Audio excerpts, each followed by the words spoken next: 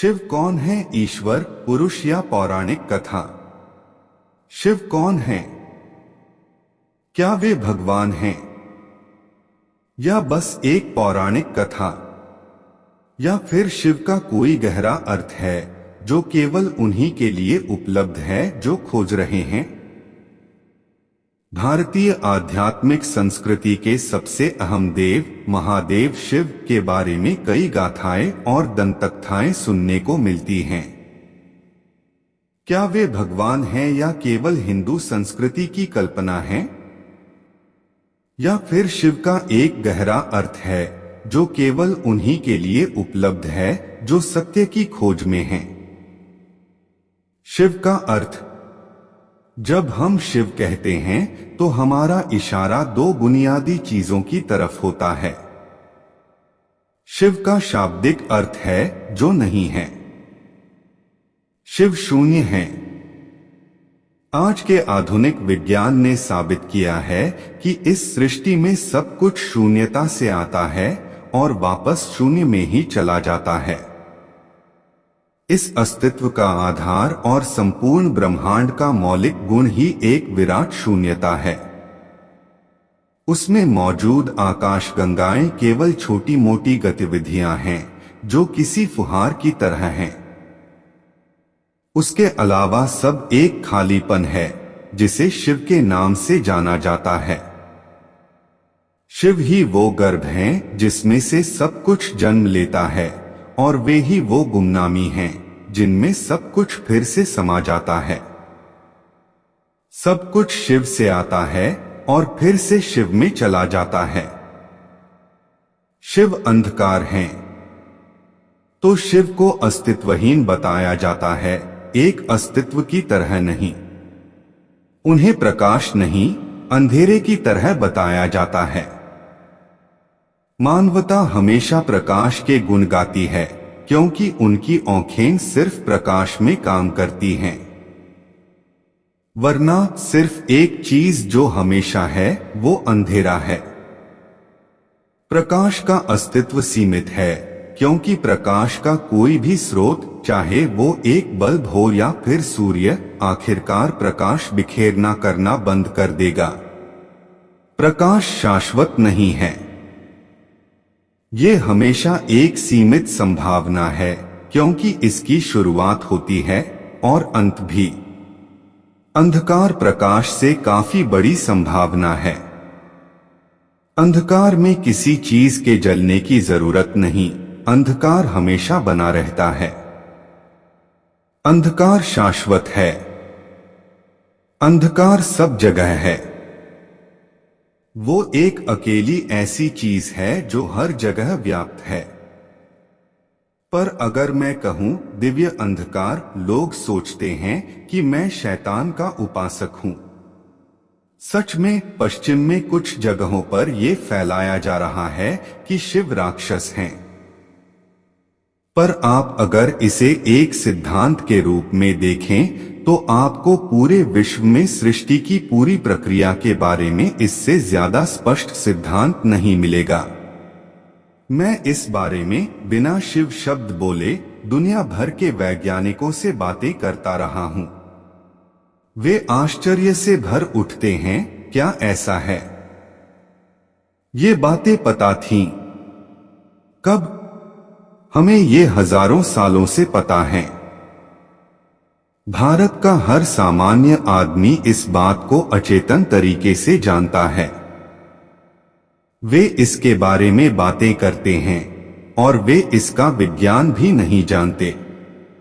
आदियोगी शिव का अर्थ पहले योगी और पहले गुरु। दूसरे स्तर पर जब हम शिव कहते हैं तो हम एक विशेष योगी की बात कर रहे होते हैं, वे जो आदियोगी या पहले योगी हैं और जो आदिगुरु या पहले गुरु भी हैं। आज हम जिसे योगिक विज्ञान के रूप में जानते हैं उसके जनक शिव ही हैं।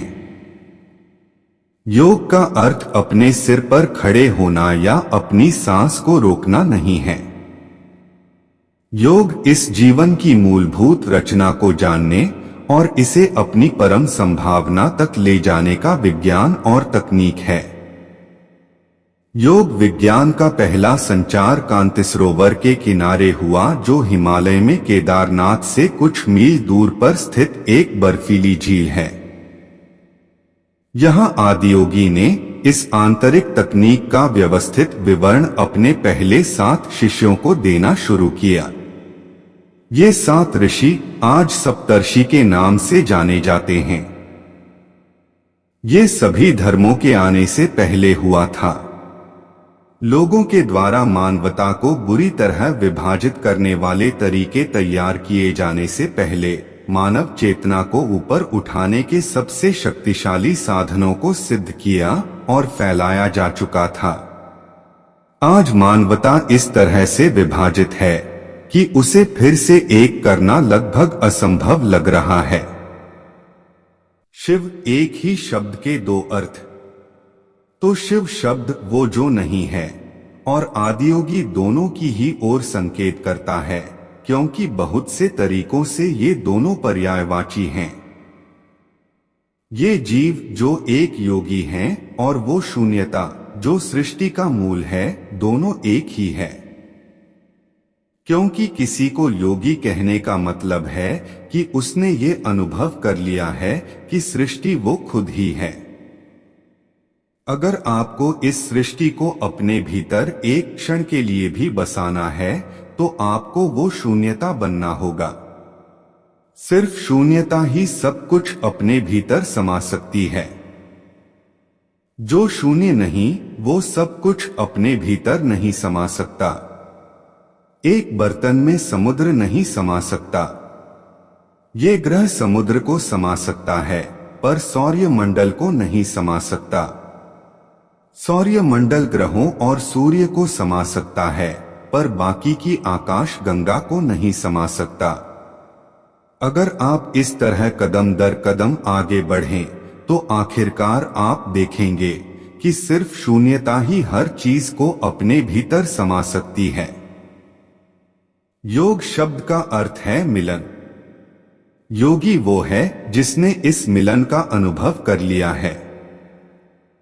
इसका मतलब है कम से कम एक क्षण के लिए वो पूर्ण शून्यता बन चुका है। शिव शब्द के 2 अर्थ, योगी शिव और शून्यता, एक तरह के पर्यायवाची हैं, पर फिर भी वे 2 अलग अलग पहलू हैं। क्योंकि भारतीय संस्कृति द्वंद्व से भरी है, इसलिए हम एक पहलू से दूसरे पहलू पर आते जाते रहते हैं। एक पल हम परम तत्व शिव की बात करते हैं, तो अगले ही पल हम उन योगी शिव की बात करने लगते हैं जिन्होंने हमें योग का उपहार दिया है। शिव के बारे में लोगों की कल्पना। यह अफसोस की बात है कि शिव का परिचय ज्यादातर लोगों को भारत में प्रचलित कैलेंडरों के जरिए ही हुआ है, जिसमें उन्हें भरे भरे गाल वाले नीलवर्णी व्यक्ति के रूप में दिखाया गया है।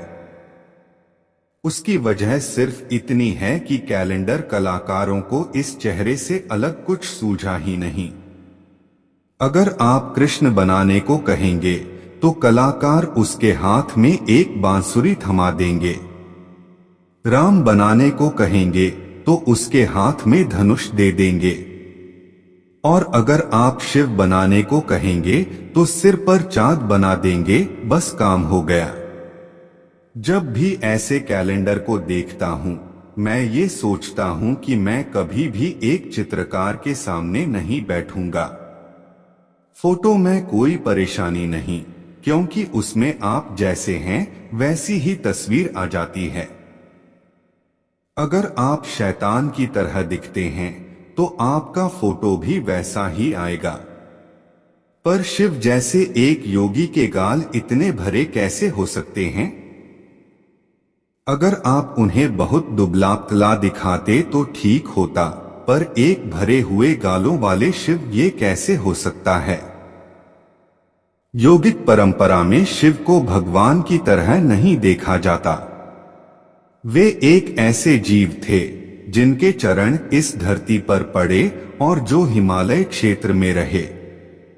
योगिक परंपराओं के स्रोत के रूप में मानव चेतना के विकास में उनका योगदान इतना जबरदस्त है कि उन्हें अनदेखा नहीं किया जा सकता। हजारों साल पहले हर उस तरीके की खोज की जा चुकी थी जिससे मानव तंत्र को परम संभावना में रूपांतरित किया जा सकता है। इसकी जटिलता अविश्वसनीय है। ये प्रश्न करना कि उस समय क्या लोग इतने जटिल काम कर सकते थे, कोई मायने नहीं रखता, क्योंकि योग किसी विचार प्रक्रिया या सभ्यता की उपज नहीं है। योग भीतरी बोध से आया है। उनके आसपास क्या हो रहा था इससे कोई फर्क नहीं पड़ता। योग उनके भीतर से बाहर आने वाला प्रवाह था। उन्होंने बहुत ही विस्तार से हमें बताया कि मानव तंत्र के हर मुद्दे का मतलब क्या है और उसमें छुपी संभावना क्या है। जो भी कहा जा सकता था वो उन्होंने इतने सुंदर और कुशल तरीकों से कहा कि आप आज भी उनके द्वारा कही गई एक भी चीज नहीं बदल सकते। आप पूरा जीवन उसका अर्थ निकालने में बिता सकते हैं।